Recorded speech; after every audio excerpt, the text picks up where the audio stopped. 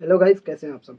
आज हम लोग डिस्कस करेंगे कि 2.5 मंथ्स में एफएमजी को क्लियर कैसे करें, उसका फंडामेंटल क्या होगा, उसकी स्ट्रेटजी क्या होगी, इसके बारे में आज हम डिटेल में देखेंगे। आइए सबसे पहले हम प्लान की बात करते हैं कि हमारा प्लान क्या होना चाहिए।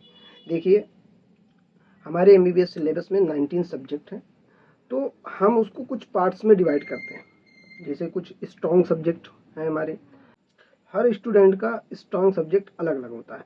जो स्ट्रॉन्ग सब्जेक्ट होंगे कम से कम वो कितने होने चाहिए, 12 सब्जेक्ट पे आप फुल कमांड कर लीजिए। एवरेज सब्जेक्ट 5 और 2-3 वीक सब्जेक्ट होते हैं। 2 वीक सब्जेक्ट हो जाते हैं, जिसको पढ़ने का मन नहीं करता है, जिसको देख करके ही बुखार सा आ जाता है। हर स्टूडेंट का कोई ना कोई वीक सब्जेक्ट होता है जिसको पढ़ने का, देखने का मन भी नहीं करता। ठीक है, तो उसके लिए हम प्रॉपर प्लानिंग क्या करेंगे कि जो हमारे स्ट्रांग सब्जेक्ट होंगे उसको हम 6 से 7 घंटे देंगे। जो स्ट्रांग सब्जेक्ट है उसको हम 6 से 7 घंटे देंगे, यानी जो स्ट्रांग है उसको और स्ट्रांग बनाने की कोशिश करेंगे, ताकि इस एरिया से अगर क्वेश्चन आए, तो गलत ना होने पाए। तो वो कितने सब्जेक्ट पे हमें टाइम देना है, 12 सब्जेक्ट पे कितने घंटे, 6 से 7 घंटे। 24 घंटे में से जितने घंटे भी आप स्टडी करते हो उसका 6 से 7 घंटा स्टडी, उसका 6 से 7 घंटा टाइम आप किसको देना है, स्ट्रॉन्ग सब्जेक्ट का। यानी जो मजबूत है उसको इतना मजबूत बना लो, इतना मजबूत बना लो, मल्टीपल टाइम रिवीजन कर करके इतना मजबूत बना लो कि उससे अगर क्वेश्चन आता है तो गलत ना होने पाए। जो एवरेज सब्जेक्ट है, जिसमें हमको पता है कि हम 50-50 ही कर पाएंगे, यानी अगर 10 क्वेश्चन आते हैं तो उसमें से हम 5 क्वेश्चन ही कर पाएंगे, तो उस पर ज़्यादा टाइम खर्च करने की ज़रूरत नहीं, बिकॉज अब हमारे पास ज़्यादा वक्त नहीं है। तो हम 2 से 3 घंटे टाइम इस पर हम देंगे, बस दिन का 2 से 3 घंटा इनफ है। जो हमारे एवरेज सब्जेक्ट है वो सबसे पहले आप डिवाइड कर लीजिए, हमारे स्ट्रॉन्ग सब्जेक्ट कौन कौन सा है, हमारा एवरेज कौन सा है, हमारा वीक कौन सा है। और जो वीक सब्जेक्ट है ना, वीक सब्जेक्ट उसको आप बस कुछ मत करो, शेड्यूल से उसको हटा ही दो। बस डेली 30 मिनट के लिए उसको पन्ना पलटने के लिए रख दो, यानी 30 मिनट बस डेली पढ़ो। मान लीजिए आपका माइक्रो सबसे वीक सब्जेक्ट है, तो उसके लिए क्या करो कि आप डेली चाहे सुबह उठ करके, सुबह उठते ही 30 मिनट माइक्रो पढ़ लो। ठीक है, ऐसे अगर आप 2.5 महीने करोगे ना, तो जो आपका वीक सब्जेक्ट है वो आपका सबसे स्ट्रॉन्ग सब्जेक्ट बन जाएगा। जो चौथी चीज़ है, चौथी चीज़ क्या है, ये 100 एमसीक्यू कम से कम करना ही करना है। इस मंथ में कम से कम 1 महीने तक आपको 100 एमसीक्यू करना है, उसके बाद आपको और बढ़ाने हैं। ठीक है, और इसके लिए ये नहीं कि आपने एमसीक्यू किया, सही हुआ या गलत, आगे निकल गया, ऐसा नहीं। एमसीक्यू के लिए आपको प्रॉपर 2 घंटे का टाइम देना है। 2 घंटा टाइम में आप क्या करेंगे, इसमें आप ये देखेंगे जो सही हुआ है क्या वो तुक्के से सही हुआ है। अगर तुक्के से सही हुआ तो उसका एक्सप्लेनेशन पढ़ना, उसको सही तरीके से समझना। अगर गलत हुआ है तो क्यों गलत हुआ है, क्या वजह थी गलत होने, क्या वो टॉपिक आता नहीं है मुझे, या मुझे आते हुए सिली मिस्टेक हमने कर दी, उस चीज़ को आपको जो है नोटिफाई करना है। तो कम से कम प्लान क्या होगा, प्लानिंग के बारे में हम बात कर लेते हैं। प्लानिंग हमारी क्या होगी, 12 सब्जेक्ट के लिए हम 6 से 7 घंटे निकालेंगे। 5 सब्जेक्ट जो एवरेज होगा उसके लिए हम 2 से 3 घंटे निकालेंगे। जो 2 सब्जेक्ट वीक होगा उसके लिए हम डेली 30 मिनट का टाइम सुबह उठने के बाद या सोने से पहले का कर लें। और एमसीक्यू पूरे दिन का मिला करके कम से कम 100 एमसीक्यू होने चाहिए। हमारा प्लान कैसा होगा वो हमने देख लिया। अब हम टारगेट की बात करते हैं। हमारा टारगेट ये होना चाहिए कि एटलीस्ट कम से कम 2.5 महीने के अंदर अंदर 3 रिवीजन किसी भी तरीके से हो जाए। 3 रिवीजन होना ज़रूरी है। 6 जीटी आप अपने हिसाब से शेड्यूल बना लें, किस किस हिसाब से जीटी देना, लेकिन कम से कम 6 जीटी आप ज़रूर दें। और कम से कम 5000 क्वेश्चन आप कर लें, एमसीक्यू क्वेश्चन, ये ज़रूरी, ये बहुत इंपॉर्टेंट चीज़ है। देखिए, हमारी रिवीजन स्ट्रेटजी कैसे होनी चाहिए, बहुत इम्पॉर्टेंट पॉइंट है। और इसको समझना, और अगर कोई कर ले गया कि किस तरीके से हमें रिवाइज करना, तो समझ लीजिए उसकी आधी तैयारी मुकम्मल है। 2-3 स्लॉट बनाइए आप। स्लॉट 1 में क्या करिए आप, स्लॉट 1 में क्या करना है आपको कि जो क्लास नोट्स आपने पढ़े हैं, पूरे साल जो आपने पढ़ाई की है वो क्लास नोट्स आप उसको रिवाइज करिए। स्लॉट 2 में क्या करना है कि जो आपने रिवीजन कर लिया उसके बाद जो टाइम बच रहा है 11:30 बजे तक, मान लीजिए आपके सोने का टाइम 12 बजे, फॉर एग्जांपल आप 12 बजे रात में सो जाते हैं, तो 11:30 बजे से पहले पहले आप एमसीक्यू कर लीजिए। फिर जो 11:30 से 12 बजे का टाइम होता है उसको हम मास्टर टाइम कहते हैं। प्लीज़ एंड प्लीज़ इस टाइम पे मोबाइल मत चलाना, ये जो मास्टर टाइम है ना, यही आपको पास कराने वाला है। यकीन नहीं आता, मेरी बात नोट करके लिख लो आप। ये मास्टर टाइम इतना इंपॉर्टेंट होगा, आप यकीन नहीं करोगे मेरी बात को, लेकिन अभी करना शुरू कर दो आप। मास्टर टाइम में क्या करना है, 11:30 से 12 आप सब कुछ छोड़ दो, बस 30 मिनट के लिए सब्जेक्ट को पलटो, पन्ना पलटो। किस तरीके से, अगर एक बड़ा सब्जेक्ट मान लीजिए ओबीजी है, तो ये नहीं कि ओबीजी को आप जो है हर एक लाइन पढ़ो। पहला पेज खोला, देखा उसमें एक लाइन देख लिया, फिर आगे पलट दिया, फिर देख लिया, फिर पलट दिया, यानी 30 मिनट के अंदर अंदर ओबीजी खत्म कर देना। उसमें अगर भले ही आप 1 पॉइंट देख पाओ, 2 पॉइंट देख पाओ, ज़रूरी नहीं कि आप पूरा पेज पढ़ो, ठीक है। अगर छोटे सब्जेक्ट ले रहे हो, मान लीजिए ऑर्थो आपने ले लिया, टर्मा ले लिया, तो कम से कम उस 30 मिनट के अंदर 2 सब्जेक्ट निपटा दो। इतना तेज़ी से आपको पन्ना पलटना है, बस ऐसे नज़र दौड़ानी, ये ठीक, हाँ ठीक है। इस तरीके से 30 मिनट का टाइम आप ये कर लीजिए। जब आप एग्ज़ाम, इसका फ़ायदा क्या होगा, जब आप एग्ज़ाम देने जाओगे तो जैसे ही क्वेश्चन आपको दिखेगा ना, क्वेश्चन देखने के बाद सबसे पहला जहन आपका कहाँ जाता है, आपका माइंड कहाँ जाता है, आपके नोट्स पे जाता है। ये जो मास्टर टाइम में आपने किया है ना, ये एक इमेज मेमोरी आप बन गई है, आपके माइंड में एक मेमोरी बन गई है कि वो अच्छा, वो चीज़ वहाँ कॉर्नर पे हमने लिखा हुआ था, इसका जवाब इस तरीके से देना है, ठीक है। ये चीज़ आपको, ये ज़रूर करिए, मास्टर टाइम आप ज़रूर करिए। इस टाइम पे मोबाइल बिल्कुल भी नहीं चलाना।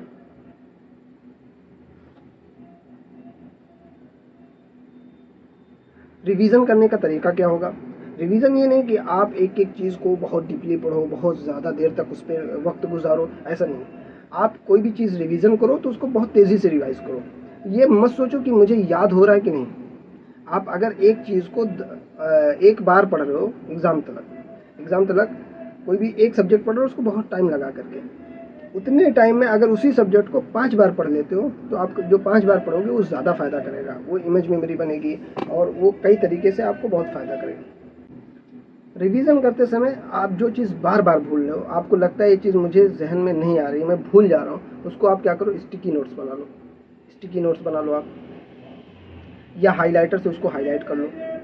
और जब आप एमसीक्यू कर रहे हो, तो एमसीक्यू करते समय प्लीज़ एंड प्लीज़ एक चीज़ ध्यान रखना, चाहे सस्ता सवाल हो चाहे कठिन सवाल हो, हर एक क्वेश्चन पे सेम अटेंशन देना।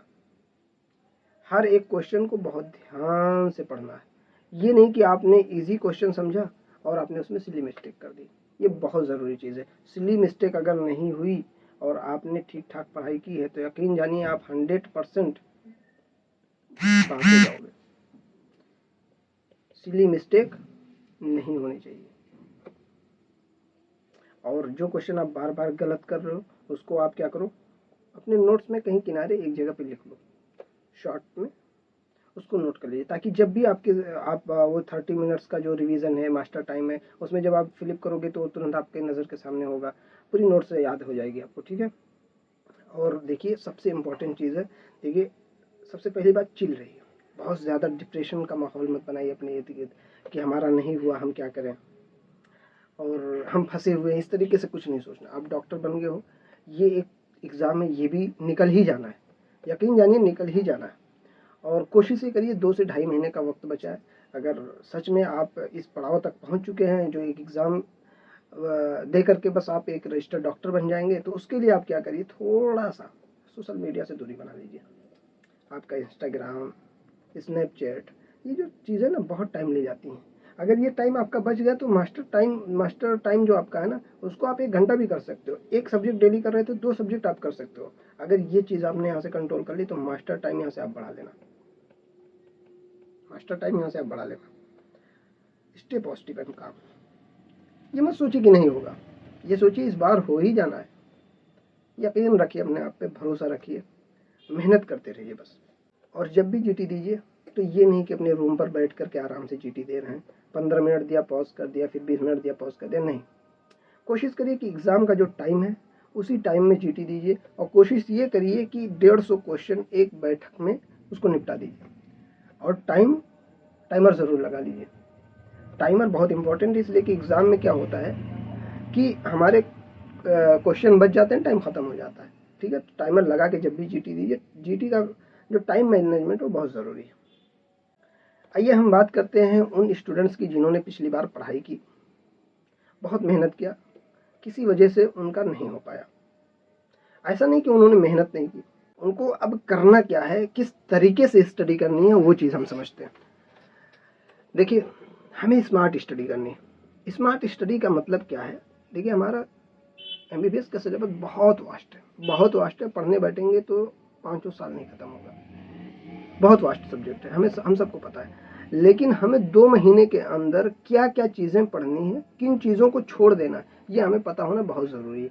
ये हमें पता कहाँ से चलता है? पीवाईटी, प्रीवियस ईयर टॉपिक, यानी क्वेश्चन हमारे एफएमजी में किस टॉपिक से आते हैं वो हमें पता होना चाहिए। अगर हम एफएमजी की तैयारी कर रहे हैं तो हमें ये पता होना चाहिए कि कहाँ से क्वेश्चन आते हैं और किस टॉपिक से क्वेश्चन नहीं आते हैं।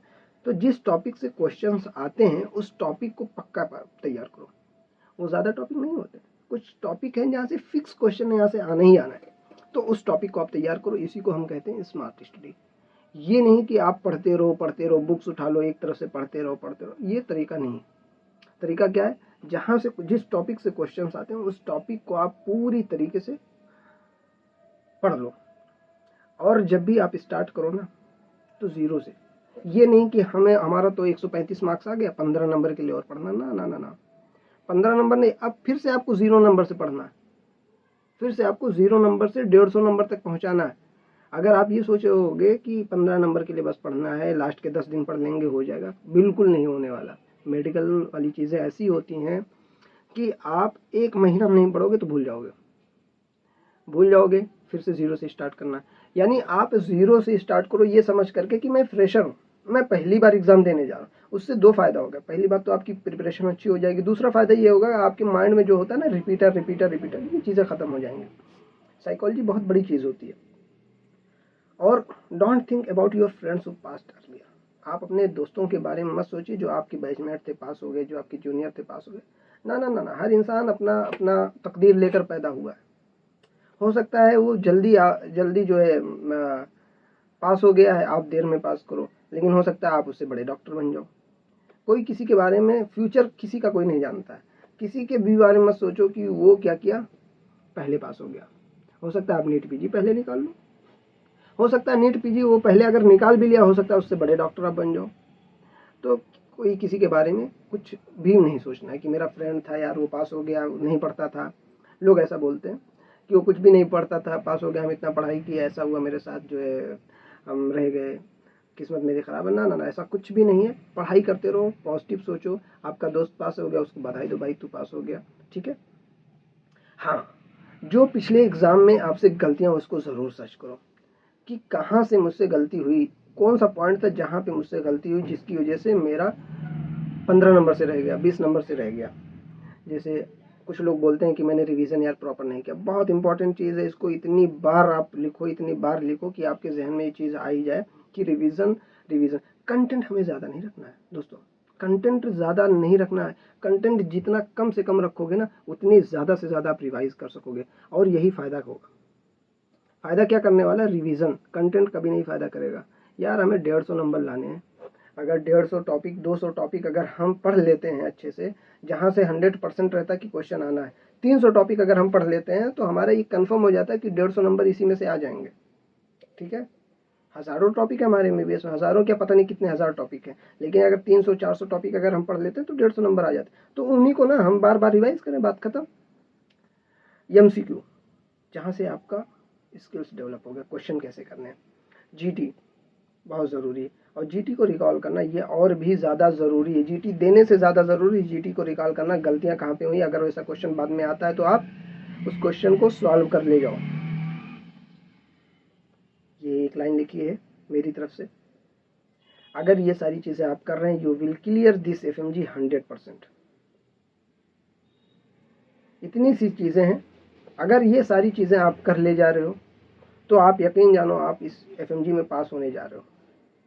जो बच्चे 100 नंबर से 129 यानी 130-135 के आसपास लेकर आए, 125 लेके आए, 110 लेकर के आए, उन लोगों के लिए भी कुछ स्ट्रेटजी मैं बता रहा हूँ।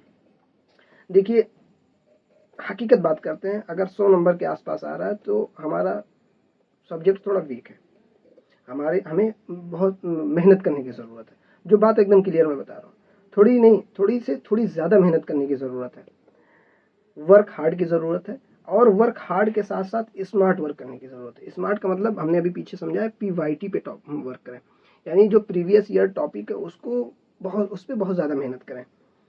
और हमारा कॉन्सेप्ट्स भी लाइकली वीक है, तभी जो है इतने कम नंबर आए, तो उस पर थोड़ा सा काम करें, वर्क करें। अभी 2.5 महीने का टाइम है, इतने में आराम से हो जाएगा। 2.5 महीने का वक्त बहुत इनफ होता है अगर आप यहाँ तक पहुँच चुके हैं। और वही बात मैं फिर से बोलूँगा कि 0 से स्टार्ट करें। ये नहीं कि हमारा 110 नंबर है, 40 नंबर की ज़रूरत है, 40 नंबर के लिए और पढ़ना, ना ना ना, अभी आप 0 पे हो, 0 से 150 जाना है। इस तरीके से आप थिंकिंग करोगे तो आपके लिए ईजी होगा। स्टे पॉजिटिव, अपने आप को काम रखना है, निगेटिव थिंकिंग में नहीं जाना है, डिप्रेशन में नहीं जाना है, नहीं होगा तो क्या होगा, ये सब चीज़ें नहीं है, बस पढ़ते रहो, होगा क्यों नहीं यार, होगा। और अपनी मिस्टेक सर्च करनी है।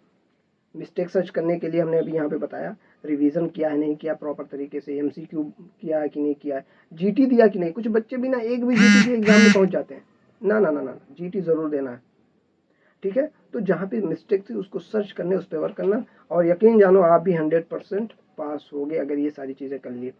वर्क हार्ड, ये ध्यान रखना, वर्क हार्ड कहाँ पे करना है, PYT पे करना है। ये नहीं कि एक तरफ से पढ़ते जाओ पढ़ते जाओ पढ़ते जाओ, ना ना ना ना, गलत है। बहुत लिमिटेड पढ़ना है, लेकिन उस लिमिटेड को बार बार पढ़ना है। अगर आप पहली बार एग्जाम देने जा रहे हो तो आपके लिए भी कुछ बातें हैं, सुन लीजिए। सबसे बड़ी गलती जो होती है ना, वो ये होती है कि हम कई टीचर्स के नोट्स को फॉलो करते हैं। बहुत गलत बात है। जो जिस भी टीचर से आपने पढ़ा, XYZ ABC, किसी भी टीचर से आपने पढ़ा है ना, उसी की नोट्स से क्या करिए, चिपक जाइए आप। चिपकने का मतलब ये कि उसी के नोट्स को बार बार रिवाइज करिए। अब नोट्स चेंज करने का वक्त नहीं है। क्या वक्त नहीं है? किस चीज़ का? नोट्स चेंज करने का, कि आपने पहले किसी दूसरे टीचर से पढ़ा था और लाओ अब जो वक्त कम रहेगा दूसरे टीचर से पढ़ने, ना ना, ये काम बिल्कुल मत करिएगा। जिस भी टीचर से आपने पढ़ा है उसकी नोट्स को फॉलो करिए, बार बार रिवाइज करिए। रिवाइज मल्टीपल टाइम, ये हमने बता दिया, बार बार उसी को रिवाइज करना है। We need work hard and smart. मेहनत करने की ज़रूरत है, स्मार्ट मेहनत।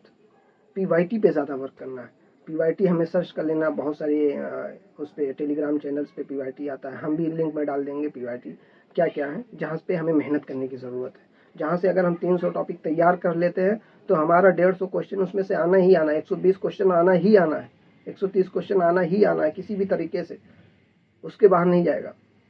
पॉजिटिव रहना है। किसी अपने फ्रेंड के बारे में 3-4 बार दे दिया नहीं हुआ, ना ना ना, ऐसा कुछ नहीं सोचना। एक पॉजिटिव रहिए, मैं पढ़ाई कर रहा हूँ, मैं अच्छे से पढ़ाई कर रहा हूँ, मैं स्मार्टली स्टडी कर रहा हूँ, देन मेरा हो जाएगा, दैट्स इनफ। ठीक है। कुछ चीज़ें मैं आपको बता देता हूँ। देखिए, हमारे जो बड़े सब्जेक्ट हैं, थोड़ा सा इसको हम बड़ा कर लेते हैं। जो OBG है 30 question, surgery 30 question, PSM 30 question, ये जो कॉलम मैंने बनाया है इसमें से मोस्टली 15 से 17 क्वेश्चन के आसपास आता है। PD, INT, ophtha, patho, pharma, micro, ठीक है। एनट, बाइकम और फिजियो, ये छोटे सब्जेक्ट है। तो इसमें से 12 सब्जेक्ट आपको ढूंढने हैं जिसको आपको मजबूत करना है, जिसको आपको स्ट्रॉन्ग करना है। कोशिश ये करिए कि 12 सब्जेक्ट पे कमांड कर लीजिए। 5 सब्जेक्ट पे क्या करिए, ये कमांड रखिए कि हमारा इसमें अगर 10 क्वेश्चन आता है तो मैं 5 क्वेश्चन कर ले जाऊंगा, ये। और 2 सब्जेक्ट वीक है जिसको हम पहला तरीका बताया हूँ, क्या, इसको 30 मिनट डेली पढ़ना। एक कैलकुलेशन मैं आपको बताता हूँ, शायद थोड़ा सा आपको अच्छा लगे। देखिए, हमारे एग्जाम में 300 क्वेश्चन आते हैं। कितने क्वेश्चन आते हैं? 300 क्वेश्चन आते हैं। कोई भी एग्जाम होता है उसमें जो एग्जामिनर होते हैं उसमें 3 तरीके के क्वेश्चन रखते हैं। कुछ क्वेश्चंस इजी होते हैं, मैं हाईलाइट कर रहा हूँ, कुछ क्वेश्चंस इजी होते हैं, कुछ क्वेश्चंस मीडियम होते हैं, कुछ हार्ड होते हैं। जो इजी क्वेश्चंस होते हैं वो तकरीबन 35% या 40% के आसपास इजी होते हैं। तो उसमें हम कैलकुलेशन करेंगे तो 120 क्वेश्चन के आसपास इजी क्वेश्चन होते हैं कि अगर आपने थोड़ा बहुत भी पढ़ा है तो आप ये क्वेश्चन कर ले जाएंगे। जो 80 क्वेश्चन के आसपास क्या होंगे, मीडियम होंगे। मीडियम का मतलब ये है कि दो ऑप्शन तो आप बहुत आसानी से एलिमिनेट कर दोगे कि ये वाला तो नहीं 100%, ये वाला भी 100% नहीं। फंसोगे 2 ऑप्शन में आप। अगर 2 ऑप्शन में फंस रहे हो तो अगर आपको क्वेश्चन आता भी नहीं है तब भी 50% चांस हुआ ना कि आप सही कर ले जाओगे उसको। तो अगर 40 क्वेश्चन भी आप यहाँ से सही कर ले गए, और फिर जो 100 हार्ड होते हैं उसमें आपको पता ही नहीं क्या है, ए है, बी है, सी, आपने तुक्का भी मार दिया, पूरा ए कर दिया, पूरा बी कर दिया, या तुक्का भी मार दिया, तब भी 25 क्वेश्चन आपके चांस है सही होने के। ठीक है, 100 में से 25 इसमें से आ गया, 100 + 40 + 25 कितना बन गया, 165। आप पास हो गए, पास। लेकिन ये क्या है, कैलकुलेशन है। ये मैं इतना इजी बताया हूँ कि आप इजी में से 100 पास पा जाओगे, 100% पा जाओगे। जो मीडियम बताया हूँ ना, इसमें 80 में से आप ज़्यादा पाओगे, 40 से ज़्यादा पाओगे आप। और हार्ड जो 100 क्वेश्चन को आप छोड़ दीजिए, आप इसी दोनों से पास हो जाओगे। मुझे तो लगता है 100 + 50 कर लीजिए, 150 तो ऐसे ही हो जाएंगे, 100 छोड़ दीजिए उधर। तो इस तरीके से आप अपनी तैयारी को करिए। अभी 2.5 महीने का वक्त है, बहुत आसानी से आप पास हो सकते हो। काम रहिए, पॉजिटिव रहिए, और चीज़ों को इस तरीके से सोचिए कि इस बार मुझे किसी भी तरीके से FMG क्लियर करना है। कुछ भी हो जाए, मुझे क्या है, क्लियर करना है FMG। जो तरीका मैंने बताया, अगर उस तरीके से आप फॉलो करते हैं तो मेरा मानना ये है कि आप 100% पास हो जाओगे। सुनने के लिए थैंक यू सो मच।